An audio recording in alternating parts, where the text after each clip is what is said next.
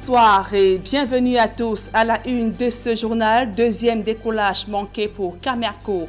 La compagnie aérienne nationale annule la reprise de ses vols commerciaux prévus ce vendredi. Le top management évoque des problèmes d'assurance, mais au-delà de ce nouveau report, des experts questionnent la viabilité d'une compagnie qui cumule des milliards de francs CFA de dettes.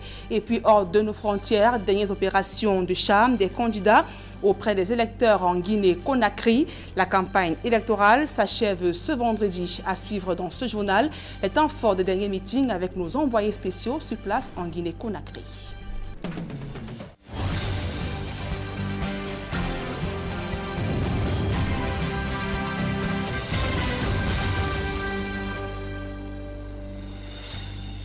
Mesdames, Messieurs, une fois encore, bonsoir et merci d'honorer ce rendez-vous de l'information sur Equinox Télévision. Je vous le disais en titre, nouveau faux départ à Camerco.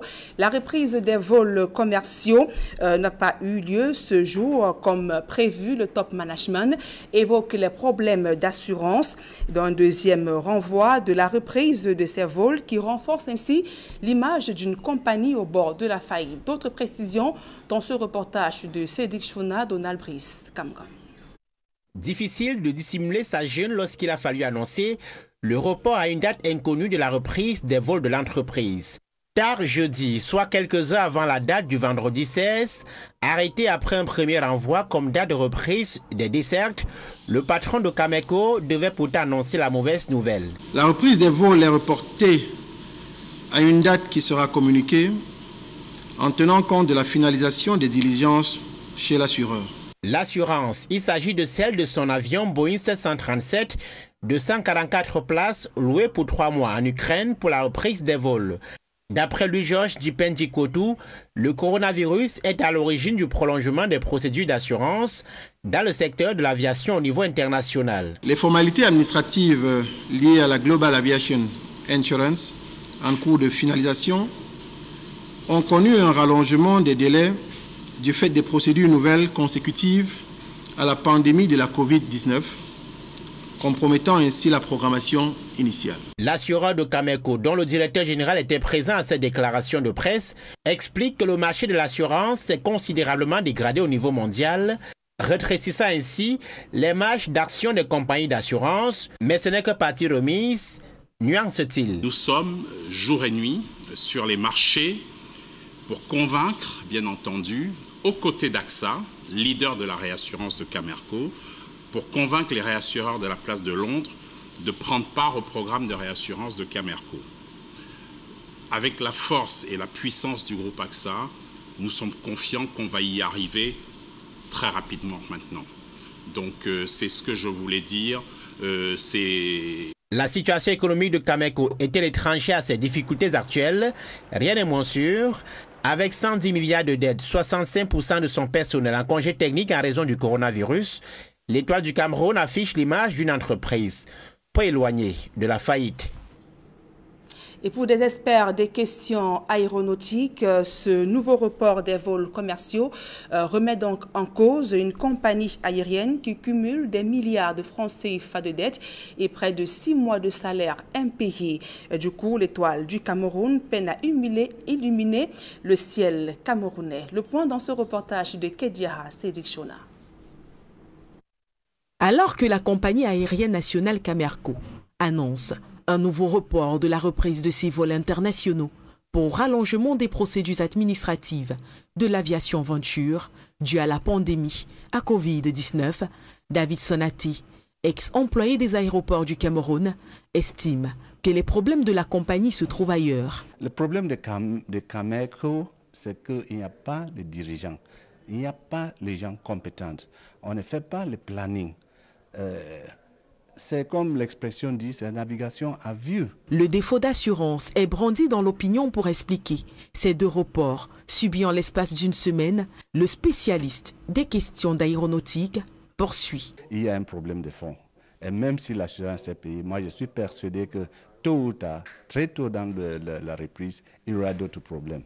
Alors que la compagnie cumule une dette évaluée à 110 milliards de francs CFA, un peu plus de 6 mois de salaires impayés et de nombreux employés en chômage technique, David Sonaté pointe du doigt le problème du choix de l'équipe managériale. Le management est incapable, est incompétent, est mal choisi. Ce sont des opportunistes qui s'y trouvent à la tête. Je ne sais pas s'ils ne savent pas, mais pour tous ceux qui ont la caméra à cœur, qui voient les dirigeants actuels, on sait qu'ils ne sont pas compétents. Et ce n'est pas d'aujourd'hui que ça date, c'est depuis de longues dates. Près de 8 mois après la suspension de ses activités et de report de reprise à une semaine d'intervalle, la compagnie aérienne nationale, Camerco, a décidément du mal à prendre son envol.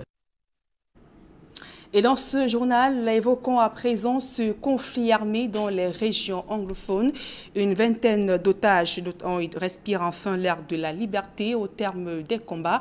En captivité dans un camp des séparatistes, ils ont été libérés des griffes de leurs geôliers après avoir donc subi des tortures et sévices. Ces otages ont donc atterri sur la base militaire de Mabanda, dans la région du sud-ouest Cameroun. Ils racontent leur calvaire dans ce reportage que signe Jean-Paul Chognat. Une vingtaine d'otages débarquant sur la base militaire de Mabanda dans la région en crise du sud-ouest. Captifs durant des mois aux mains des séparatistes, ils ont été libérés par les forces de défense et de sécurité après l'exécution de Ayeke, alias Général Manpas-Gon. Ayeke, ce n'était pas n'importe qui dans cette lutte, dans ces opérations qu'on menait. Avec sa disparition, on pourra mener, n'est-ce pas, à bien les futures opérations. Remis à leur famille, quelques-uns de ces otages, à visage couvert, décrivent toutes les tortures, à l'instar de ces scarifications marquées au vif dans leur chair. Le général Darman nous a averti que toute rencontre avec des militaires, c'est la mort assurée. Et que ces scarifications, c'est la protection. Et en nous identifiant comme Amba Boys, les soldats nous tueraient. Séparés et détenus dans 2 camps secrets baptisés Central Prison et Kondengi, les otages étaient malmenés de jour comme de nuit. Nous étions bastonnés, laissés affamés. Ils nous promettaient la mort à chaque instant. Ces 20 otages remis à leur famille, l'armée appelle les autres leaders sécessionnistes à déposer les armes. Il y a encore 2 ou 3 autres leaders qui sont toujours en brousse. Tout ce qu'on peut leur dire, c'est que ce n'est pas la peine de chercher à insister, puisque leur cause est pratiquement vaine. Tout ce qu'on peut leur demander, c'est de se rendre ici. Sinon, les forces de défense et de sécurité vont continuer à faire leur travail. Président la célébration d'un air de liberté retrouvé pour ces anciens captifs, l'autorité administrative promet le pire aux Amba Boys encore en forêt. Je vais les pourchasser s'ils ne se rendent pas. Je suis le seul préfet de tout le sud-ouest habitué au coup de feu. Je vais les pourchasser jusque dans leur dernier retranchement. Depuis l'exécution d'Eke Fonte, alias Général Mad Dog à Bamenda, et Ayeke, alias Général Manpas-Gon au sud-ouest, le mouvement séparatiste montre de grands signes d'essoufflement face aux forces de défense et de sécurité, plus que déterminées à décapiter le mouvement sécessionniste de la République virtuelle de l'Ambazonie. Autre fait d'actualité au cœur de ce journal, Cabral Libye invite les Camerounais à se mobiliser pour dire non à la taxe douanière sur le téléphone ainsi qu'au scandale né des résultats du dernier concours d'entrée à l'ENAM. Face à la presse ce jour à Yaoundé, le président du PCRN affirme que la nouvelle taxe viole la législation CEMAC et que le scandale du concours à l'ENAM prépare tout simplement un affrontement interethnique entre Camerounais. Le point dans ce reportage de Aïe Cyril, Élisée Borba. C'est pas la question de l'imputation de la taxation douanière sur le téléphone aux consommateurs que l'honorable Cabral Libye ouvre son échange avec les médias à Yaoundé. Pour le président du PCRN, cette nouvelle réglementation viole la législation CEMAC qui, selon la hiérarchie des normes juridiques, est supérieure aux lois camerounaises. Est-ce que le fait qu'on impute cette taxe aux citoyens est conforme même à la loi? La législation CEMAC oblige les importateurs à se domicilier dans des banques. Et cette réglementation dit clairement qu'il appartient à l'importateur de s'acquitter des droits de douane. En aucun cas le citoyen. Le président national du PCRN ajoute qu'en imputant aux consommateurs la taxe douanière sur le téléphone, les pouvoirs publics consacrent la contrebande qu'ils prétendent pourtant combattre. On est en train de consacrer la contrebande, c'est-à-dire le commerce illicite, parce qu'au lieu de traquer le commerçant illicite et le contrebandier, on fait payer la facture de la contrebande et du commerce illicite aux consommateurs. Sur le scandale né des résultats du dernier concours d'entrée à l'ENAM, le PCRN, à travers son président, affirme qu'il n'y a pas meilleure façon de préparer un affrontement interethnique au Cameroun. La question de l'ENAM, elle n'est pas nouvelle, mais elle s'exacerbe. Elle prend des proportions plus inquiétantes. C'était déjà inquiétant, mais elle prend des proportions plus inquiétantes parce que ça devient ethniquement, communautairement clivant. Il n'y a pas meilleure façon de préparer des affrontements interethniques dans un pays. L'entrée à l'ENAM, comme dans plusieurs autres établissements publics au Cameroun, repose sur une politique de quotas qui consacre elle-même l'équilibre régional. Là encore, il y a problème, selon le PCRN, qui propose de remplacer l'équilibre régional par l'équilibre géographique. L'équilibre actuel est un équilibre ethnique qui se base sur la déclaration d'origine du candidat et surtout la consonance des noms. Nous proposons de fixer la sélection sur l'obtention géographique du dernier diplôme scolaire, c'est-à-dire le simple BPC, le probatoire, le baccalauréat. C'est le lieu de déroulement des études secondaires, voire primaires, qui détermine le plus la difficulté d'accès à l'éducation. Qu'il s'agisse finalement du concours d'entrée à l'ENAM ou de la taxe sur le téléphone, Cabral Liby invite les Camerounais à se mobiliser pour dire non à cette forfaiture. Moi, j'ai envie de dire aux Camerounais, n'acceptons pas cela. C'est absurde, reconnaissons-le, et on ne peut pas laisser faire cela. Sur les modalités pratiques et la forme que prendra la résistance annoncée, l'honorable Cabral Liby donne rendez-vous dans les prochains jours. Cette information qui nous parvient à l'instant après 2 reports, Camerco annonce son premier vol pour le dimanche 18 octobre prochain. Cette nouvelle programmation concerne ces lignes internes, une nouvelle programmation des vols donc après l'aboutissement des formalités administratives liées à l'acquisition de son assurance d'après la communication de la compagnie aérienne du Cameroun. Des faits de société à présent. Dans ce journal, 3 personnes grièvement blessées dans un incendie à Pendia, dans le département du Mungo. Les flammes ardentes ont déclenché donc aux environs de 2 heures, réduisant en cendres maisons et commerces. Le récit des faits avec Jacques Molon, Julien Berthe-Bissaï. Déclenché au beau milieu de la nuit, des flammes en furie consument plusieurs commerces et maisons d'habitation. Il est 2 heures du matin et les habitants du quartier Balebon à Pendia tentent d'éteindre le feu. Au petit matin, voici ce qui reste de l'incendie. Vêtements, ustensiles de cuisine et mobilier de maison sont réduits en cendres. On peut prendre le quartier, on s'est donné à fond. Dieu merci, il y a eu peut-être juste du matériel, mais la vie humaine a été sauvée. Malgré que 3 de nos collègues sont à l'hôpital, on a fait l'essentiel et le pire a été derrière nous. Certains rescapés n'en reviennent toujours pas d'avoir échappé à la mort. Le feu avait déjà pris mon lit. Hey, hein? Je suis sauté sur le lit. Mais je veux arrêter le lit. Mon téléphone était en bas de la mousse. Même le temps de prendre ce téléphone-là. L'idée ne m'est pas venue. Voilà qu'à ma grande surprise, je me place dehors. Je vois les gens sont pleins dehors. Le feu, faya. Moi aussi, je me mets à crier, faya. Je n'avais pas de possibilité à prendre quelque chose, ni à faire de rien. Si jusqu'ici, les causes de cet incendie sont inconnues, d'importants dégâts matériels sont évalués à des millions de francs CFA. Et dans la région de l'Ouest Cameroun, des agents de la compagnie de téléphonie mobile MTN Cameroun sont aux abois. Il s'agit notamment de ceux opérant dans le transfert, le retrait numérique d'agents dans le département du Konki ainsi que celui de la MIFI.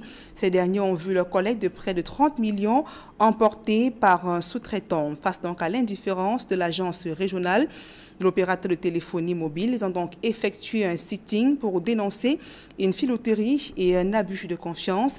La direction générale d'MTN Cameroun n'a pas encore réagi.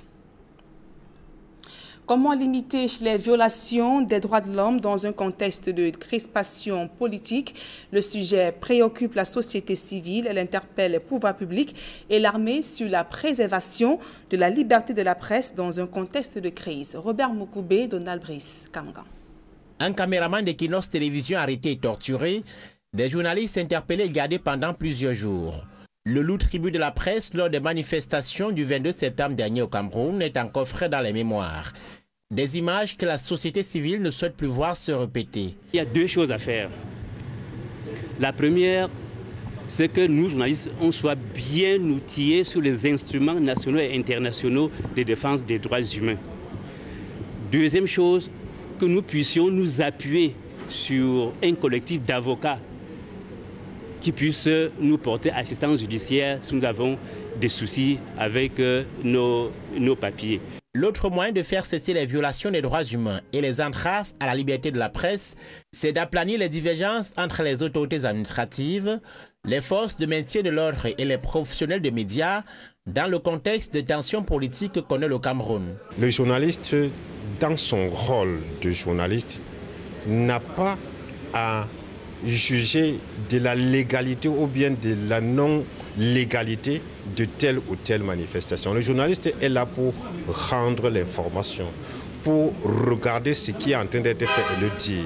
Il est là pour le vu et entendu. Le journaliste camerounais exerçant au Cameroun se retrouve entre le marteau et l'enclume. D'un côté, il doit respecter ce que dit la déontologie journalistique quant à la protection des sources d'information. Et de l'autre côté, il a une épée qui pèse sur sa tête parce qu'il risque de faire face à la loi sur la lutte contre le terrorisme qui parle des délits de non-dénonciation. À Douala, cette concertation suivie d'une formation a permis aux magistrats, forces de police, gendarmerie et avocats de partager leurs vues sur leurs missions respectives. Finalité, assurant une meilleure visibilité aux questions liées aux droits humains dans les médias pour consolider l'état de droit. Tout autre chose à présent, sur la route nationale numéro 5, la mise en place du nouveau dispositif de limitation de vitesse suscite de vives polémiques. Ces panneaux installés donc aux abords de la route au niveau de Kapa dans le Mungo entraînent une prise record de radar. Les usagers donc qui empruntent cette route depuis ce matin crient à l'ANAC. Ils affirment que les éléments de la gendarmerie profitent donc de la situation pour extorquer de l'argent aux usagers. Évoquons à présent ce difficile accès aux terres, les pratiques traditionnelles néfastes, le manque de financement sont entre autres mots qui freinent l'émancipation de la femme rurale au Cameroun.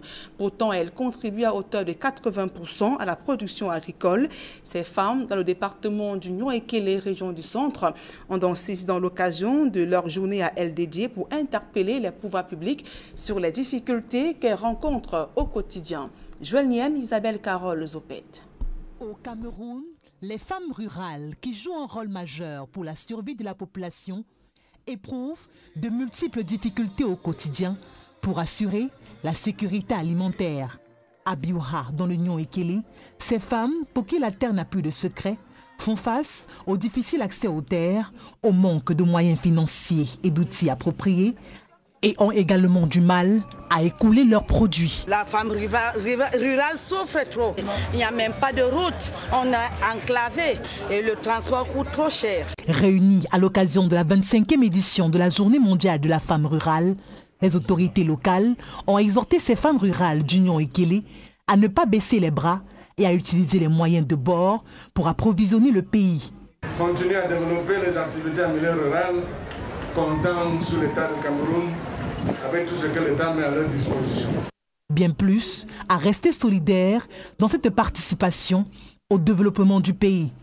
Le message que je passe à la femme rurale, c'est tout simplement demander à la femme de continuer et de demander aux femmes de s'organiser pour mieux encore faire mieux, c'est-à-dire de faire plus de champs, plus d'agriculture et l'élevage. Les femmes rurales, qui représentent en moyenne 43% de la main-d'œuvre agricole au Cameroun, implorent les autorités compétentes à leur octroyer l'assistance dont elles ont besoin afin de voir réellement leurs conditions de vie s'améliorer.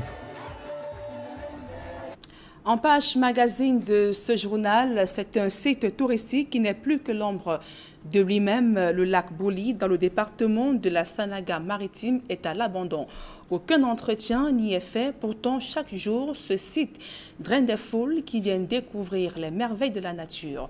Suivons plutôt ce reportage d'Ekoka Lobé et de Xavier Foka.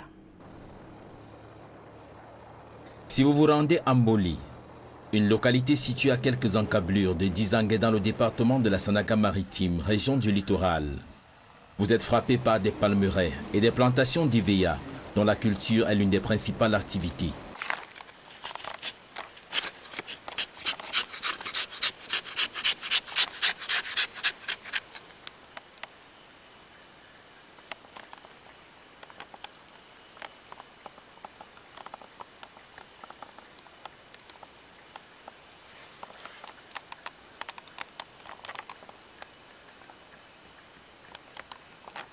Mboli, c'est aussi sa nature particulière, bercée par son calme et sa fraîcheur qui proviennent de ce lac. Et naturellement, la pêche et le commerce du poisson sont des activités incontournables. C'est vraiment merveilleux de voir la nature, de voir les poissons, comment les poissons s'amusent, comment les poissons se nourrissent dans l'eau. C'est vraiment une nature formidable. Et le poisson est tellement naturel parce qu'il sort tout droit de l'eau et aussitôt il est mis sur la braise. Mboli attire au quotidien plusieurs personnes, voire des familles entières, qui viennent se délecter des merveilles qu'offre la nature dans cette localité. Du mintumba, du poisson à la braise, arrosé du bon vin blanc. Le goût de ça. Le goût of ça. Tu vois, ça c'est le raffia. Mboli, c'est un point de distraction pour toutes les populations de Dizangue.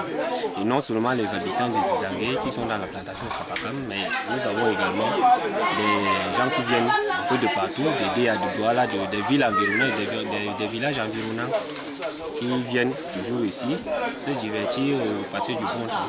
Bien plus, la localité de Mboli est un lieu de retraite par excellence, loin du brouhaha que connaissent les grandes villes.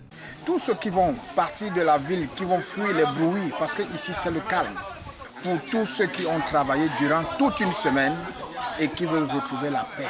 Parce que ici à Mboli, tu peux arriver le matin, tu rentres le soir et tu as une tête tranquille et tu as le temps d'aborder ton lundi tranquillement sans aucun problème.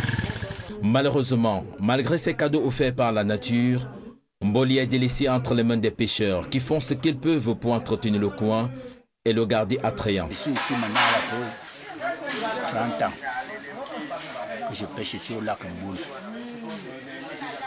Depuis que je suis ici au lac Mboli, on n'a pas encore eu quelqu'un qui peut nous encadrer. On n'a pas eu le marché. Il y avait une femme ici à la commune, on l'appelait Manoué. Elle venait ici un jour avec 5 litres de vin rouge. Il nous a dit que vraiment, elle est avec nous. On a dit que bon, vous êtes avec nous, il faut le marché, on n'a rien. Et elle nous a prévu qu'elle va nous faire d'angar. Finalement, on a eu d'angar au compte de la mairie de Dizangue. Depuis ce jour-là, il est affecté ici, il n'y a plus de rien. Du coup, le lac Mboli se meurt, se dégrade au fil des années qui passent, au grand désarroi des visiteurs et même des pêcheurs. Or que tous les grands types, les grandes personnes viennent ici dans le marché Mboli. On n'a pas la place pour les accueillir. Ok. Qu'est-ce que vous demandez maintenant? On demande maintenant que vraiment que que les forces... C'est un endroit qui est un endroit touristique. Ce serait important que les gens qui viennent du coin aient un petit coin pour eux, n'est-ce pas, où ils peuvent se mettre à l'aise le moment où ils ont bu du vin blanc ou bien le moment où ils ont mangé du poisson. C'est très important. Il faut qu'on prévoie, n'est-ce pas, peut-être des boucaros qui peuvent accueillir plus de monde et qui seront faits de manière traditionnelle. On s'asseyra comme on s'assoit d'habitude sur les bancs, n'est-ce pas, les troncs d'arbres ou bien des chaises en fait à base de bois. Les autorités, notamment municipales et celles en charge du tourisme, sont interpellées par les visiteurs du lac Mboli. Aux autorités, je dis vraiment, nous avons un endroit merveilleux ici. Faites quelque chose pour développer ce site qui est un grand site touristique qui pourra vraiment accueillir vous-même les autorités. Nous devons valoriser ce que nous avons dans notre pays. Notre pays est plein de richesses. Nous passons le temps à voyager pour aller découvrir ailleurs, alors que si nous aménageons le Cameroun, nous avons tout ici. Nous avons pas loin le lac Ossa. Nous sommes ici à Mboli, un endroit super bien, que rien qu'en aménageant l'espace, chacun viendra déstresser, que le gouvernement nous aide à rendre cet endroit vraiment touristique dans le sens du terme. En attendant, Mboli continue de recevoir de nombreux visiteurs venus découvrir et savourer les merveilles du coin. Mettons à présent le cap sur la Guinée-Conakry pour retrouver nos envoyés spéciaux afin de vivre les dernières heures de la campagne électorale. Ce jour, le chef d'État sortant, Alpha Condé, a réuni ses partisans au stade du 28 septembre. Malgré la rumeur d'une tentative de coup d'État ce matin, Alpha Condé promet néanmoins de consolider le travail déjà commencé, tandis que ses partisans saluent les réalisations effectuées jusqu'ici et lui promettent donc une victoire certaine le 18 octobre prochain. Le reportage de nos envoyés spéciaux, Emmanuel Diop et Guy Zogo.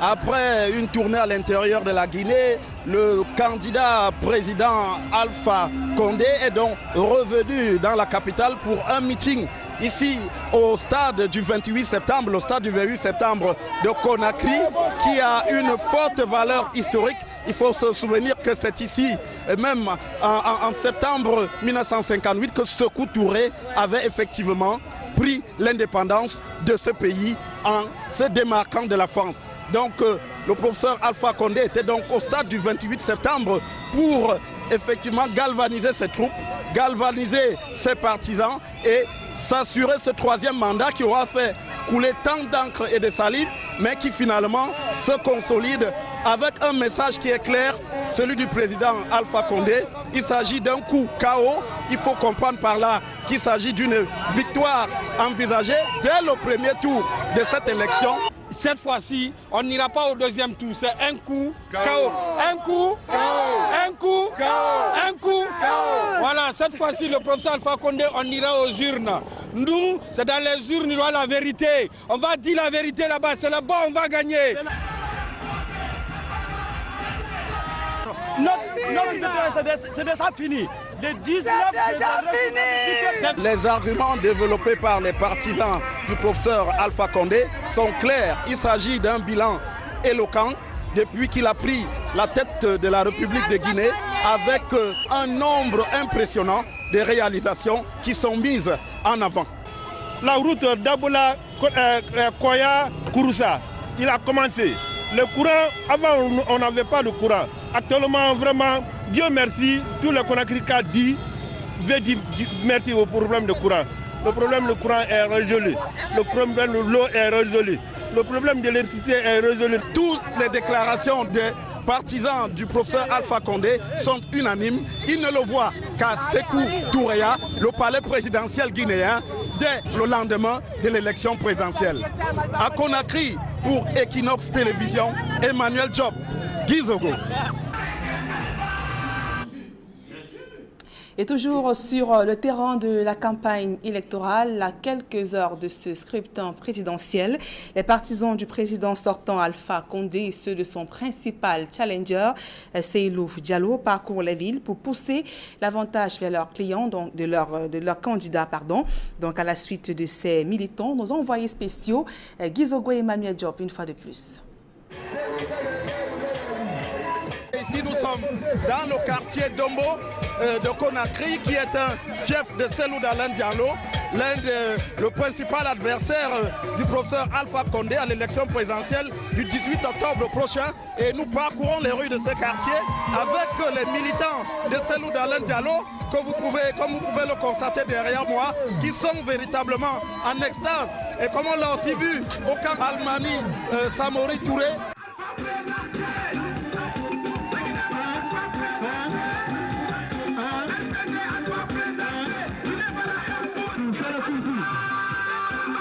Il est en train de travailler. C'est pourquoi les épouses militaires et les enfants militaires ont décidé d'organiser quelque chose pour lui.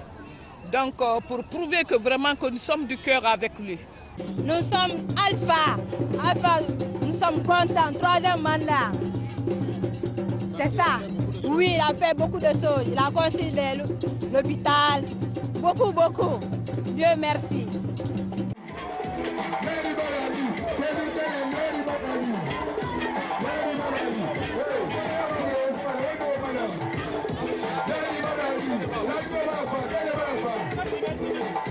Dans le camp de Cellou Dalein Diallo, on croit dur comme fer qu'il sera le prochain président de la République de Guinée, que Cellou Dalein Diallo doit gagner la présidence de Sékou Touré pour diriger la Guinée. On en a marre de la pauvreté, on a tellement souffert dans ce pays. Depuis l'indépendance jusqu'à nos jours, maintenant là, la Guinée ne fait que souffrir. C'est un scandale géologique. La Guinée, libre et indépendamment, on a souhaité pour la liberté, on va mourir dans la liberté. Je le soutiens parce que dans le FNDC, il y avait assez de leaders qui étaient avec le FNDC. Où ils sont aujourd'hui? Mais le seul qui est resté et qui a eu le courage de continuer cette lutte. Vous pensez que j'irai ailleurs si ce n'est pas là-bas? Non, je suis là-bas. Alors qu'on annonce également le retour à Conakry du professeur Alpha Condé, c'est véritablement une campagne qui est partie sur des chapeaux de roue à quelques heures, à quelques jours de cette élection tant attendue. Depuis Conakry, pour Equinox Télévision, Emmanuel Job, Gizogo. C'est avec ce reportage de nos envoyés spéciaux en Guinée-Conakry, Emmanuel Diop et Gizogo, que nous mettons dans un terme à ce journal. Mesdames et messieurs, merci pour votre aimable attention et retrouvez sur le plateau d'Equinox Soir Serge Alain Autour et ses invités pour le débrief du journal. Serge Alain. Oui, après Nadine Yambou, après 2 tentatives infructueuses, Camerco annonce finalement pour le 18 octobre la reprise de ses activités. C'est le seul point comme élément du débrief du journal Nadine Yambou. Bonne soirée à vous et bon week-end, Nadine. Merci, bon week-end à vous, Serge Alain, ainsi qu'à vos invités. Voilà, rendez-vous vendredi 20h. Dans un instant.